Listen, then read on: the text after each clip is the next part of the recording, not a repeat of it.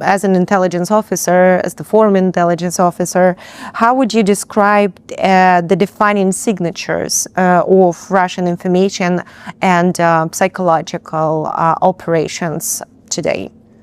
Well, I would go back even before the Soviet period, going back to Tsarist times. The Tsarist Okhrana was very good at disinformation. And of course, operational combinations is one of the things we teach in the course. It goes back much, much further than, the Bolsheviks stealing power in 1917 and the creation of the Cheka. One of the greatest, and I hate to say this word great because it's not great at all, but it's very important to discuss it, and it's very timely today in the United States and in Europe, where we see the rise of anti-Semitism again. Best examples of a disinformation operation, which I can cite, is the protocols of the Elders of Zion, which were created by the Okhrana.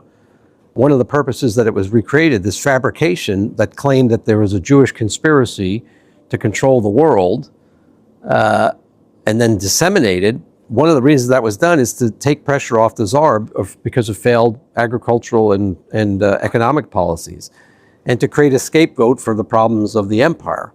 And we've seen that throughout history. People, up till 5-10 years ago were citing to me in other countries around the world, have you ever seen this document, the Protocols of the Elders of Zion? And I would tell them that was a disinformation operation going back to Tsarist times. It was a completely fabricated document. And yet it was promoted, and some people to this day believe it. They cite it.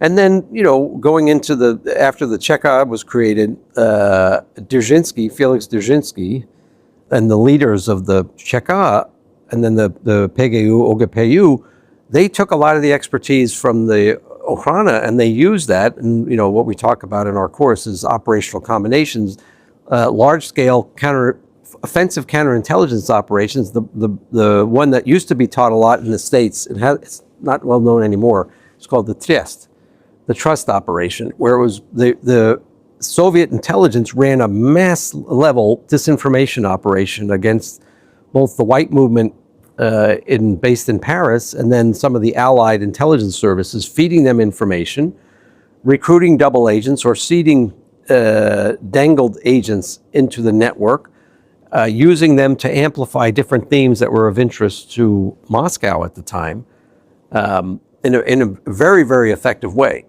After running that operation for about 7 years, they decided to pull the plug on the operation and expose the fact that the white movement and some of the allies, which were supporting the whites or connected with the whites, were manipulated very badly